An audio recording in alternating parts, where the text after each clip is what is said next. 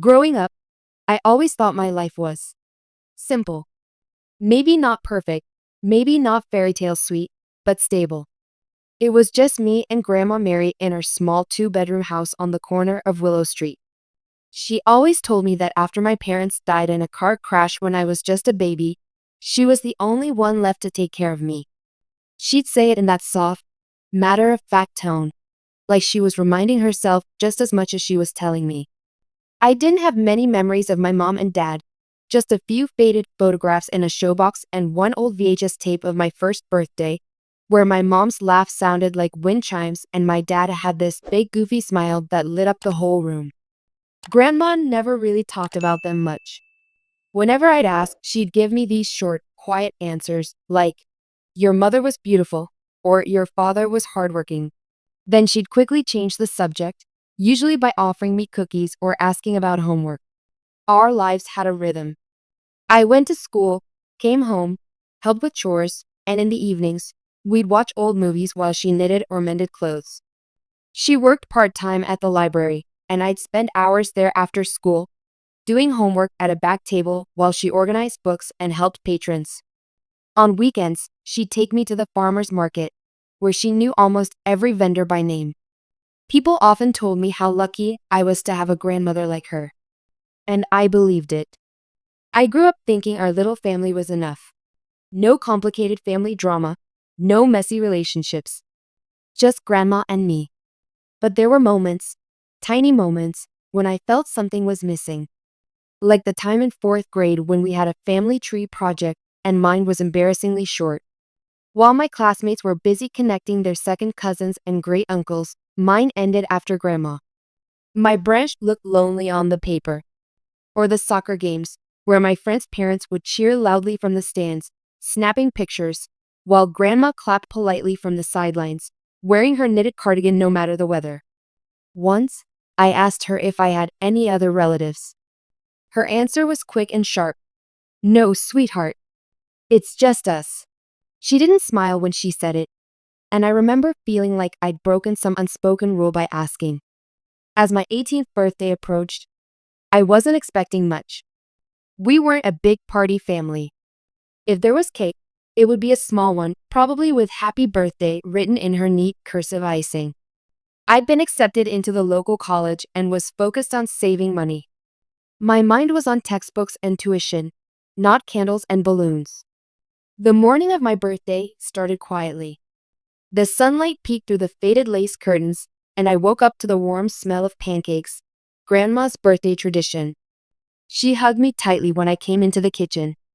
18 years, she murmured, like she was talking more to herself than to me. She handed me a small wrapped box. Inside was a delicate silver locket. My heart stopped when she said, "It was your mother's." The locket was cool against my fingers, and when I opened it, I found two tiny photographs inside, my mom on one side, me as a baby on the other. I stared at my mother's face, tracing her features with my eyes, trying to find myself in her. "Thank you," I whispered, my throat tight. She smiled faintly but didn't meet my eyes. That evening, after a quiet dinner, Grandma suggested we go for a walk. The sun was setting, painting the sky in streaks of orange and pink. We walked side by side, the crunch of gravel under our shoes the only sound. It felt peaceful, familiar. We were halfway down the block when I noticed a figure standing near our front gate. At first, I thought it was someone lost or maybe a delivery person. But as we got closer, I saw it was a girl about my age, maybe even the exact same age. Something about her made my stomach twist. She had the same dark hair as me, the same shape of face. But it was her eyes that stopped me cold. They were the exact same shade of hazel as mine, down to the faint golden flecks in the irises. She looked at me like she had been searching for me her whole life. "Hi," she said, her voice trembling. You don't know me, but I think I'm your sister." The air seemed to vanish from my lungs. My first instinct was to laugh. This had to be a mistake, a weird prank. But before I could say anything, I looked at Grandma. Her face had gone pale. Her lips pressed together in a thin, hard line. Her hands trembled just enough for me to notice. The girl, this stranger, took a step forward. My name's Layla. I've been looking for you for a long time. I felt dizzy, like the ground was tilting beneath me. Sister? No. Impossible. Grandma had always been clear. There was no one else. It was just us. Always. But the look on Grandma's face, that look told me this wasn't a mistake. This wasn't some random girl showing up at the wrong house. I took a step back, shaking my head. I think you have the wrong person, I said, my voice barely above a whisper. I don't, Layla said quickly. Her eyes were shining, not with tears exactly, but with something intense, desperation maybe. I have proof. Stop. Grandma's voice cut through the air, sharp and cold. You need to leave. Layla's face crumpled, like she'd been expecting this, but was still hurt by it. You've kept her from me for 18 years, she said, her voice breaking. Don't you think she has the right to know? Enough. Grandma's voice rose, louder than I'd ever heard it. I flinched. She never yelled. Layla looked at me one last time, her lips trembling like she wanted to say more but couldn't. Then she turned and walked away, her shoulders stiff. I stood frozen on the sidewalk, my mind spinning. My heart was pounding so hard I could feel it in my ears. Grandma, what was that? She didn't answer. She just kept walking toward the house. And in that moment, I knew, whatever life I thought I had, whatever truths I thought were solid, everything had just cracked wide open. The walk back to the house felt longer than it should have. My feet moved automatically, but my head was full of noise, Layla's voice echoing over and over. I think I'm your sister. Inside, Grandma went straight to the kitchen and started fussing with the kettle, her hands busy but her eyes fixed on nothing. I stood in the doorway, arms crossed, waiting for her to say something. Anything. Grandma, I finally said, my voice shaking. What was that? Who was she? She didn't look at me. Just some girl who made a mistake. A mistake? I took a step forward. She looked exactly like me. Same eyes. Same face. That's not a mistake. Her shoulders tensed, but she kept her back to me. The kettle began to whistle, and she shut off the stove like it was the most important thing in the world. You don't need to worry about her. That's not an answer, I said, my voice rising. She said she's been looking for me. She said you've kept us apart for 18 years. What does that mean? Grandma turned then, her expression unreadable. Her voice was calm, too calm. It means she's confused. People tell themselves all kinds of stories to make sense of their lives. It doesn't mean they're true. I wanted to believe her. I really did. But I couldn't shake the way Layla had looked at me, like she knew me before I even opened my mouth. I want to know the truth, I said firmly. Grandma's gaze softened just a little. The truth is that I've always done what's best for you. Sometimes that means keeping certain things out of your life. Her words were like a locked door. Something was behind them, but she wasn't going to let me in. We didn't talk about it again that night. I barely slept, replaying the scene over and over in my mind.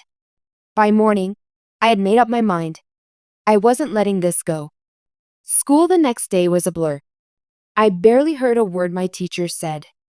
At lunch, I sat in my usual spot under the big oak tree, scrolling aimlessly through my phone. Then I saw her. Layla. She was standing near the school gates, scanning the crowd like she was searching for someone. When our eyes met, she gave a small, tentative wave. I hesitated, glancing around. No one seemed to notice her. Slowly, I got up and walked toward her. Why are you here? I asked, my voice low but tight. Because you deserve to know the truth, she said. Her tone was steady, but I could see the nerves in the way she twisted the strap of her bag. I know you probably don't believe me, but we're sisters. Twins, actually. My heart skipped. Twins? She nodded. We were born in the same hospital, on the same day, to the same mother. But we were separated when we were babies. That's impossible, I said automatically. Grandma would have told me. Her eyes hardened. You think so? Because my family told me my sister died. And apparently, your family told you I didn't even exist. Her words hit me like a punch. I can prove it, she went on quickly. She pulled a small envelope from her bag and handed it to me. Inside was a worn photograph, two babies swaddled in identical pink blankets, lying side by side in a hospital bassinet. A nurse stood behind them, smiling. That could be anyone, I said weakly, but even as I said it, I knew it wasn't true.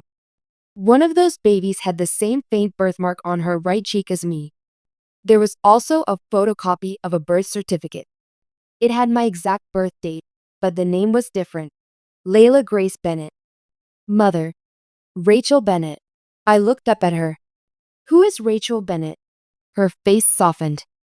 Our mom. It felt like the air had been sucked out of the world. Our mom's name was. I stopped. The truth was, I didn't actually know my mom's maiden name. I'd never thought to ask. I don't know why they separated us, Layla said, but I've been looking for you for years. I found your name online after going through some old adoption records. That's how I ended up here. Adoption. The word felt foreign in my mouth, like it belonged to someone else's life. You have to talk to your grandmother, she said urgently. Please. She knows more than she's telling you. Before I could respond, the bell rang. Layla stepped back, her expression a mix of hope and fear. I'll be around, she said. I'm not giving up on you. That night, I walked into the kitchen and found Grandma sitting at the table, sipping tea. I dropped the photograph on the table in front of her. She stared at it for a long moment, her fingers curling slightly against the table's edge.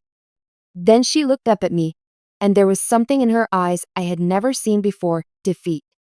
Where did you get this? She asked quietly. From her, I said. From Layla, my sister. My twin sister. She has a birth certificate, Grandma. She knows our mom's name. Why didn't you tell me? She sighed, her shoulders slumping. Because I didn't want you to live with the weight of the truth. That's not your decision to make. My voice broke, but I didn't care. You've been lying to me my whole life. Her hands trembled slightly as she set down her cup. Your parents. They weren't the people you think they were.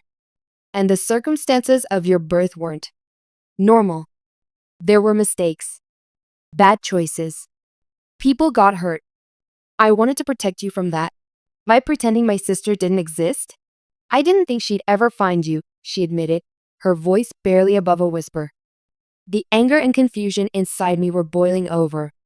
You don't get to erase my family just because it's inconvenient. She didn't answer. Her silence felt like confirmation that everything Layla had told me was true. I turned and walked out, slamming the door behind me. Out on the porch, the night air was cool, but my skin was hot with rage. Somewhere out there was a girl who shared my face, my blood, my history, and I'd lost 18 years with her because of lies. And now, I was going to find out why. I didn't sleep that night. I just lay in bed, staring at the ceiling, my mind replaying every moment I'd had with Grandma, every warm smile, every comforting word, now painted with a shadow of doubt. By morning, I knew I couldn't keep going like this. If Grandma had answers, I needed them now. I found her in the living room, sitting in her armchair with a blanket draped over her knees. She looked tired, like she hadn't slept either. For a moment, I hesitated. Part of me still wanted to protect the version of her I'd always known. But that version was gone. We need to talk, I said. She looked up at me, her eyes weary. About Layla? About everything, I said. No more half-truths. No more avoiding the questions. I want the whole story. She studied me for a moment, then motioned for me to sit. Once I tell you, she said quietly, you can't unhear it. And it might change the way you see your parents forever. I swallowed hard. Tell me anyway. Grandma took a deep breath, her fingers twisting the blanket. Your mother, Rachel, was my daughter. She was young, only 19 when she found out she was pregnant. Your father, Michael was a few years older. They weren't married, but they loved each other, at least at first. I leaned forward, hanging on every word. But, she continued, Michael, he had a temper. It started with little arguments, but soon they turned into shouting matches. Rachel wanted to leave him, but she found out she was pregnant with twins, and she thought maybe that would fix things. It didn't. Her voice wavered. The pregnancy was difficult. She was on bed rest for months. I was there almost every day, helping her. But Michael, he started disappearing for days at a time. She suspected he was cheating. When she confronted him, things got bad. I felt a lump forming in my throat. That how? Grandma's eyes flickered away. One night, there was an argument.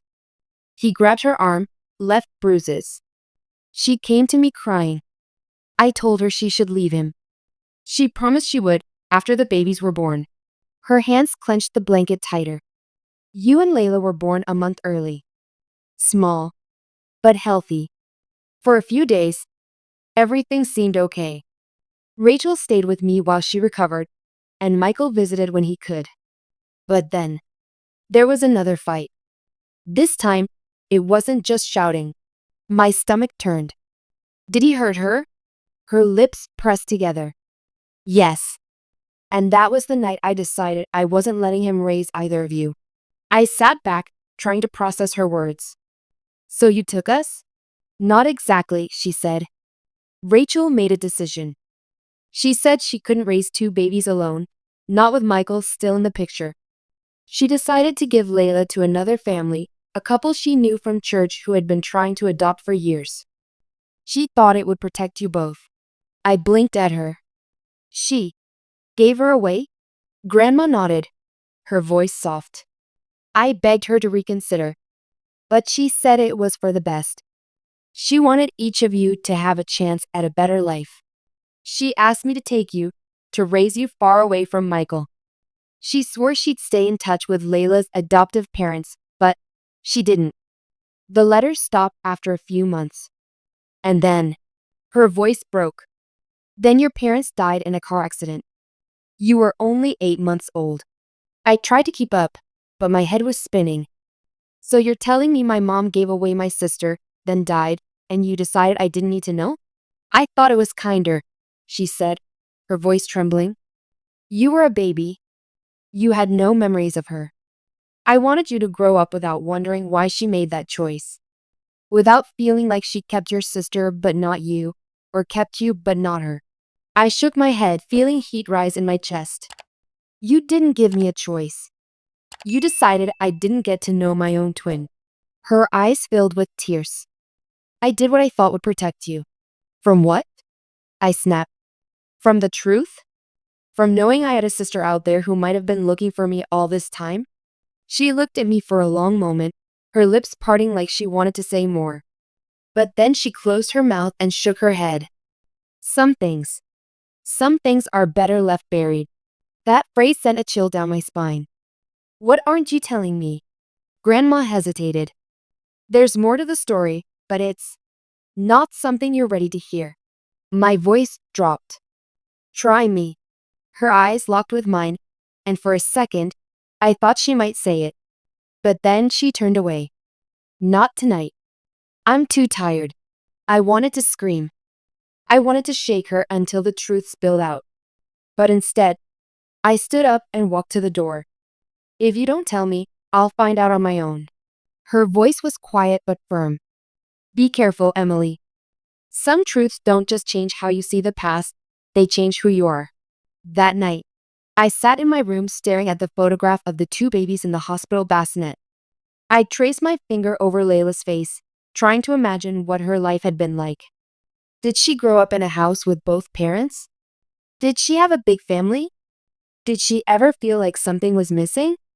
Part of me wanted to run straight to her, to hear her side of the story. But another part was scared. Scared that the rest of the truth would hurt even more than the lies I'd been living with. Still, one thing was certain. I couldn't stop now. The next morning, I sent Layla a message. We need to talk. Meet me after school. If Grandma wasn't going to give me the whole truth, maybe my sister could. The school day dragged like time was working against me. Every tick of the clock felt too slow. Every teacher's voice sounded like static in the background.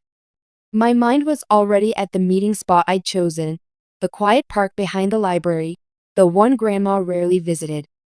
When the final bell rang, I bolted. My heart was pounding, not from running, but from the weight of everything about to happen. Layla was already there, sitting on a bench under the big oak tree.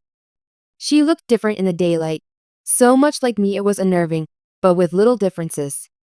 Her hair was a bit longer, her style more polished. She had a leather bag beside her that looked worn but cared for. When she saw me, her whole face lit up. "You came." I sat down, keeping a little distance between us. "I told you I wanted to talk." Her eyes searched mine. "Does that mean you believe me?" I exhaled slowly. "I believe you're telling the truth, or at least your truth. But I need more than stories. I need to understand what happened." She nodded, pulling something from her bag. It was a small photo album, the kind with sticky plastic pages. "This is my life," she said, flipping it open. The first picture was of a man and woman, her adoptive parents, I guessed. They were smiling in front of a Christmas tree, holding baby Layla. She couldn't have been more than 1 year old. "That's my mom and dad," she said. "They told me I was adopted when I was little, but they always said my birth sister died." Her voice cracked a little on the last word. I believed them for years. But when I turned 16, I found an old envelope in my mom's desk. It had my birth certificate, and on it, my mom's name, Rachel Bennett. That's when I started digging. I frowned. "Why would they tell you I died?" Her eyes darkened. "I don't know. But it's not just that. My parents never talked about my birth father at all. When I asked, they'd say they didn't know anything. Which doesn't make sense if they adopted me directly from our mom. They had to know something." I thought about what Grandma had told me, that our mom gave Layla to a couple from church.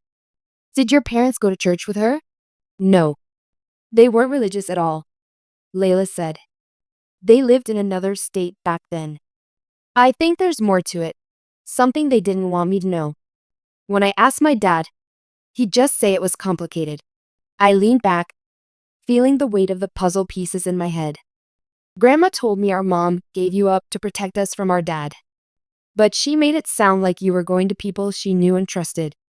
If that's true, how did you end up with strangers in another state?" Layla's expression shifted, uncertainty mixed with fear. "That's the thing. I think my adoption wasn't exactly legal." My eyes widened. "What do you mean?" She lowered her voice, even though the park was empty. "I think someone paid for me. Not like normal adoption fees, like under the table. My dad slipped once when I was 13, said something about how I was worth every penny. When I asked him later, he brushed it off as a joke." I stared at her. My stomach was tight, my mind racing. "There's more," she said quietly. "Do you have a scar on your left ankle?" I blinked. "Yeah, it's small, but it's there. Grandma said it was from when I kicked the side of the crib as a baby and got cut on a loose nail." Layla shook her head slowly. "My parents told me I had the same scar on the same ankle from when my birth mom accidentally cut me with a pair of scissors while trimming loose threads from a blanket." "That doesn't make sense," I said, my voice barely above a whisper.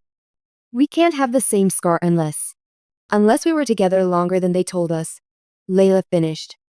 A shiver ran through me. "Grandma said you were given away right after you were born. And my parents said they got me right away too," she said. "But what if that's not true? What if we were kept somewhere together, before they split us up?" I wanted to reject the thought. It was too big, too strange. But the scar was proof of something that didn't match either of our stories. "What if the reason they all lied," Layla said carefully, "is because whatever happened during that time is something they don't want anyone to know?" The idea settled over me like a shadow. We sat in silence for a moment, the weight of it pressing on both of us. Then Layla reached into her bag again and pulled out a folded piece of paper. I found this in the envelope with my birth certificate, she said, handing it to me. It was a hospital discharge form, dated 2 weeks after our birth. 2 weeks. Not 1 day. Not 3 days. 2 weeks. And the listed guardian wasn't our mom. It was someone named Evelyn Carter. Who is that? I asked. Layla shook her head. I've never been able to find anything on her. But if she had custody of us, even for 2 weeks, she's the key to whatever happened. My chest felt tight. I'm going to ask Grandma about her. Be careful, Layla said immediately. If she's been hiding this for 18 years, she's not going to just hand it over. We sat there a little longer, trading fragments of our lives.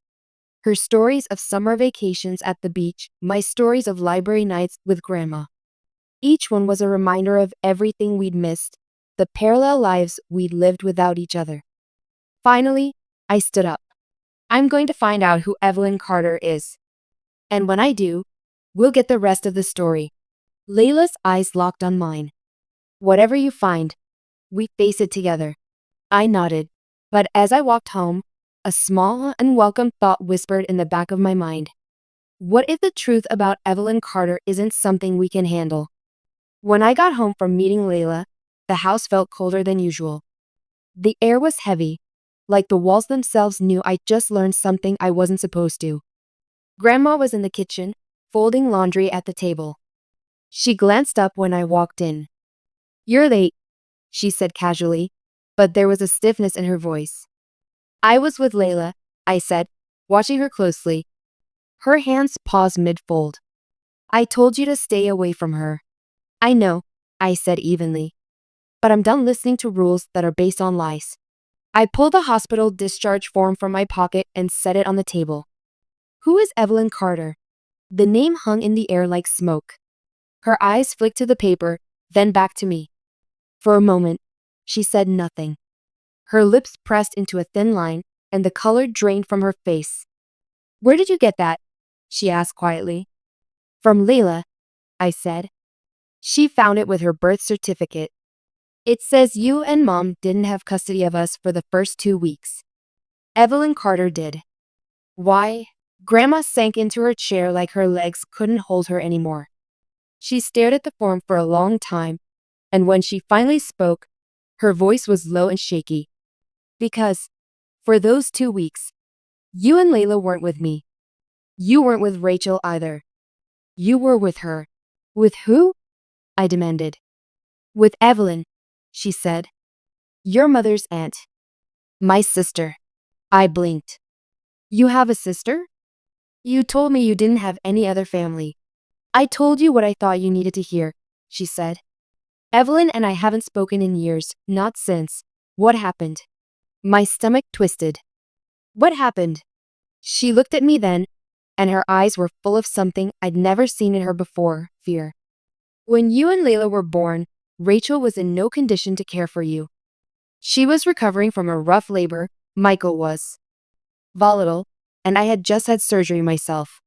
We needed someone to watch you for a little while. Evelyn offered. Her voice dropped. But Evelyn wasn't like me. She didn't want to raise children. She wanted to use them. My blood ran cold. Use them how? Her hands trembled. Evelyn was involved with people. Bad people. She was part of a group that arranged private adoptions for money. Not the legal kind. They'd find vulnerable mothers, convince them to give up their babies, and sell them to families willing to pay. Rachel didn't know. I didn't know. We thought she was just helping until Rachel got back on her feet. I gripped the edge of the table. Are you saying she tried to sell us? Her eyes filled with tears. She did sell Layla. Before I even knew what was happening, a family had taken her out of state. I fought to get you back, but Evelyn. She told me if I tried to take Layla too, she'd tell Michael where you were. And I knew if he found you, he'd never let you go. My mind spun. So you just let her go? You let my sister be sold? Her voice broke. I didn't let her go, Emily. I lost her. I was powerless. And once she was gone, I thought the only way to protect you was to cut all ties, bury the truth, and never let Evelyn near you again. I stood there trying to breathe, but my chest felt tight. And you never thought I deserved to know? You never thought Layla deserved to know? She shook her head slowly. If you knew, you'd go looking for her. And if you went looking, you'd risk crossing paths with Evelyn again. I couldn't let that happen. A bitter laugh escaped me. Newsflash, Evelyn's not the one who found me. My sister did. And now I know the truth, whether you like it or not. She looked at me for a long moment, then whispered, "It's not the whole truth." My heart dropped. What else could there possibly be? Her voice was barely audible. The family who took Layla. They didn't just want a baby. They wanted you. Evelyn promised them twins. When she could only give them one, they were furious. They came to me once, when you were 3, and demanded I hand you over to finish the deal. That's when I moved us here, changed our names, and made sure you never showed up anywhere public if I could help it. The room tilted around me. You changed our names? Yes, she said, tears streaming now. Emily Carter isn't your birth name. I erased it to keep you safe. I've been hiding you from the same people your sister grew up with. My niece felt weak. So you're saying the people who raised Layla, the ones she still calls mom and dad, are the same people who tried to take me? Grandma nodded. And if they ever find out you're alive, I don't know what they'll do. The air in the room was suffocating. I thought about Layla's warm smile, her eagerness to connect. She had no idea her parents had once been promised 2 babies. She had no idea they might still want to claim me as theirs. I backed toward the door, my voice shaking. I have to tell her. Emily. Grandma stood, her voice urgent. Please. If you tell her, she might confront them. And if she does, you could both be in danger. I froze. The truth was now a weapon, one that could destroy her trust in the only family she'd ever known, but also one that could shatter the fragile safety Grandma had built for me. I left the house without answering. Layla was waiting for me at the park. She smiled when she saw me, but the smile faded fast. What happened? You look like you've seen a ghost. I sat beside her, my hands trembling. I know what happened to us. I know who Evelyn Carter is. And I know why you were taken. Her eyes searched mine. Tell me. I opened my mouth, but the words stuck in my throat. I thought about Grandma's warning, about the danger of ripping open a past that still had sharp edges. Finally, I said, it's worse than we thought. But if we're going to do this, we have to be smart. We can't just walk into their house and demand answers. We need proof. And we need a plan. Her brow furrowed, but she nodded slowly. Okay. Then we find the proof together. I met her eyes. Together. And for the first time, I realized the truth wasn't just something we'd uncover. It was something we'd have to survive.